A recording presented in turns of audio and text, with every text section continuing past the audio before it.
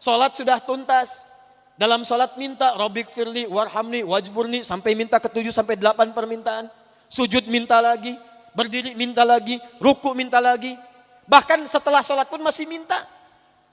Ya Allah, mohon berikan saya rizki. Tadi yang dalam salat apa? Yang tadi warzukni.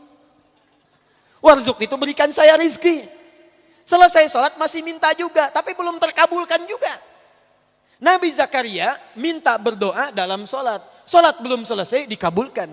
Ada orang sekarang minta, maaf, sudah selesai sholat belum dikabulkan juga. Apa yang salah?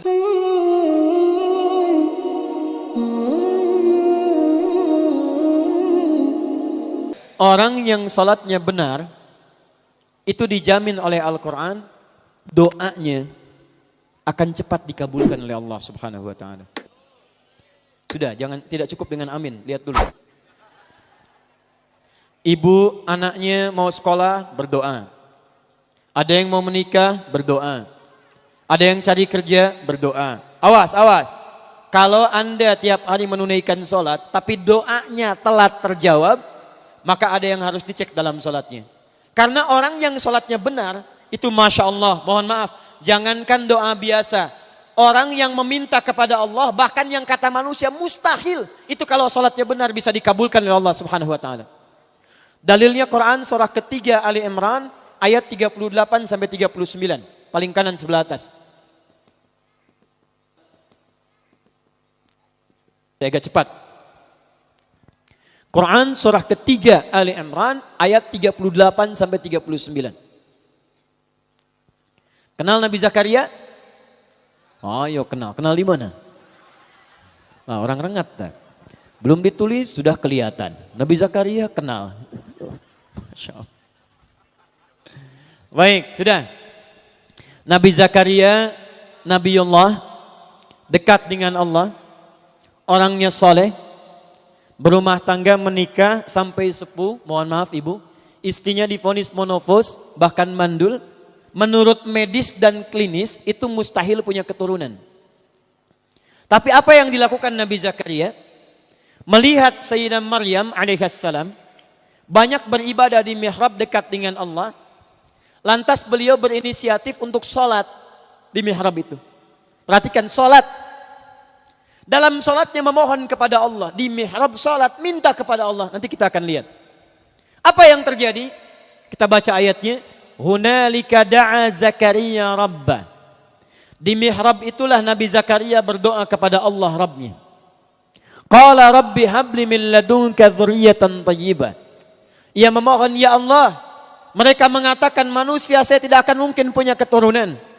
Mereka katakan saya sudah sepuh, fisik saya sudah letih, rambut saya memutih, dan istri saya divonis secara medis sudah tidak mungkin punya keturunan, monofos dan mandul. Maka saya mohon ya Allah, berikan keturunan dari sisimu saja. Ini awas, ini rumus dalam Quran. Kalau bapak ibu nanti mendapatkan gambaran dari manusia, ada tetangga, ada dokter, ada macam-macam mengatakan ini mustahil pak, ini nggak bisa bu. Maka tafsir dari ayat ini ingin mengatakan, kalau manusia sudah mengatakan terbatas, tidak bisa, maka tinggalkan pendapat manusia, minta kepada Allah Subhanahu Wa Taala. Bagaimana cara mintanya? Lihat Nabi Zakaria. Qala Rabbi habli min ladunka dzurriyyatan thayyibah innaka sami'ud du'a. Ya Allah, manusia mengatakan saya nggak mungkin punya keturunan. Saya mohon darimu saja ya Allah, yang tidak punya batas dalam kuasa. Engkau pasti mendengar doa saya. Kalau pada yang maha mendengar saja tidak dikabulkan, kepada siapa lagi saya mesti minta? Nah, yang paling menarik, Nabi Zakaria itu mintanya dalam keadaan apa? Apakah sedang duduk? Apakah sedang makan? Apakah sedang tiduran? Lihat ayat 39-nya. Begitu selesai berdoa, perhatikan, selesai berdoa, tiba-tiba turun malaikat. Fanadathul malaika wa huwa qaimun yusalli fil mihrab. Tiba-tiba turun malaikat menyampaikan kepada beliau, annallaha yubashshiruka bi Yahya. Jadi baru selesai berdoa, turun malaikat. Hei Yahya, hei Zakaria, kamu dapat kabar gembira dari Allah, kamu akan punya keturunan. Bahkan langsung namanya dari Allah, Yahya. Dari kata Al-Hayyu, artinya hidup. Yang mustahil kata manusia, lahir dari rahim seorang perempuan yang menopos dan mandul bayi yang hidup. Kata Allah, bagi saya nggak ada yang mustahil. Jadi hidup. Kapan dia berdoanya? Wa huwa qa'imun yusalli fil mihrab. Ternyata beliau berdoanya masih berdiri dalam sholatnya. Nabi Zakaria sholat, Bu. Berdoa kepada Allah. Sholatnya belum tuntas. Perhatikan dahsyatnya. Sholatnya belum selesai, doanya sudah dikabulkan.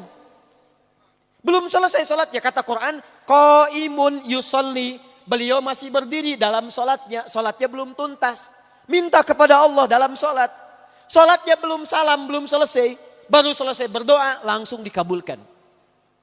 Ini orang sekarang, sholat sudah tuntas. Dalam sholat minta, Rabbik firli, warhamni, wajburni, sampai minta ke 7 sampai 8 permintaan. Sujud minta lagi, berdiri minta lagi, ruku minta lagi. Bahkan setelah sholat pun masih minta. Ya Allah, mohon berikan saya rizki. Tadi yang dalam sholat apa? Yang tadi warzukni. Warzukni itu berikan saya rizki. Selesai sholat masih minta juga, tapi belum terkabulkan juga. Nabi Zakaria minta berdoa dalam sholat. Sholat belum selesai, dikabulkan. Ada orang sekarang minta, maaf, sudah selesai sholat, belum dikabulkan juga. Apa yang salah dalam sholatnya? Itu yang nanti kita akan lihat. Awas, hati-hati. Nanti saya tunjukkan beberapa dalil, bahkan dalam hadis, bila seseorang benar dalam menunaikan sholatnya, bahkan Masya Allah, hal yang menurut manusia mustahil pun, itu bisa terkabulkan di sisi Allah Subhanahu Wa Taala. Makanya Bapak Ibu silahkan cek. Nabi Muhammad SAW dalam sholatnya, beliau meminta berdoa kepada Allah.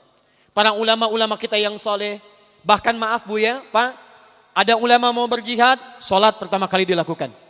Ada yang mau nulis kitab, itu sholat dulu. Sholat. Begitu sholat dikerjakan, semuanya mudah.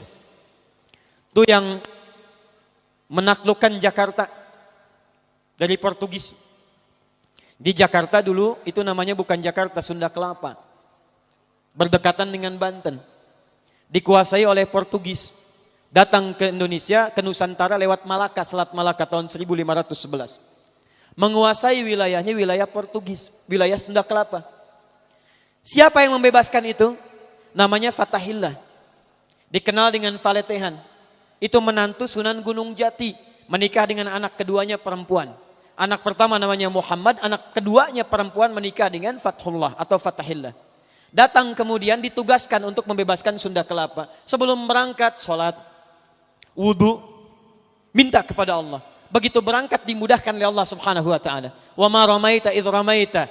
Bukan panah yang kau lemparkan, tapi Allah yang memberikan kemudahan-kemudahan dalam semua itu. Berhasil dibebaskan di bulan Ramadan, tanggal 22 Ramadan tahun 933 Hijrah. Bertepatan dengan 22 Juni 1527.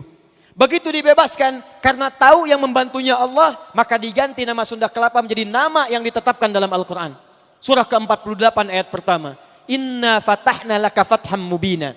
Fatham mubina dalam bahasa lokal disebut dengan Jayakarta, disingkat Jakarta. Sampai sekarang ulang tahun Jakarta 22 Juni. Siapa itu Fathullah? Menantu Sunan Gunung Jati. Siapa Sunan Gunung Jati? Namanya Syarif Abdullah. Siapa Syarif Abdullah? Anaknya Syarif Abdullah. Siapa Syarif Hidayatullah? Syarif Hidayatullah anaknya Syarif Abdullah. Syarif Abdullah anaknya Ahmad Jumadil Kubra. Siapa Syekh Ahmad Jumadil Kubra? Satu di antara 9 wali yang pernah menyampaikan risalah dakwah di Nusantara. Beliau punya 2 orang anak, satu Syarif Abdullah, yang kedua Maulana Ishaq. Syarif Abdullah itu nanti yang kemudian menikah dengan seorang perempuan namanya Syarifah Mudaim. Siapa Syarifah Mudaim? Namanya Rara Santang, lahir tahun 1426. Dia punya kakak namanya Walang Sungsang, ganti nama jadi Abdullah Iman, lahir tahun 1423. Siapa bapaknya? Bapaknya namanya Prabu Siliwangi.